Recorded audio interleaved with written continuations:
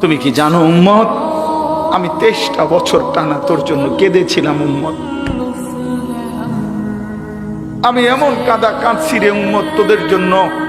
এশার নামাজের পরে দাঁড়াইছি, ফজরের আজান পর্যন্ত আমি আমার মালিকের কাছে তোদের জন্য, উম্মতের জন্য চোখের পানি ফেলে কাঁদছিলাম। আমার এত চোখের পানি তোর দিল গলাইতে পারলো না। আমি তায়েফের পাথরের আঘাতে আমার পিঠটা চালনির মতো ছিদ্র ছিদ্র হয়ে গেছে রক্তে। আমি বুকে পেটে 2টা পাথর বাঁধছি ক্ষুধার কষ্টে। আমি উহুদের দান শহীদ করা রক্তে উহুদের ময়দানে পড়েছিলাম বেহুশ হয়ে। আমার ঘরের চুলায় 3 মাস রান্নার জন্য কোনোদিন চুলায় আগুন জ্বলে নাই।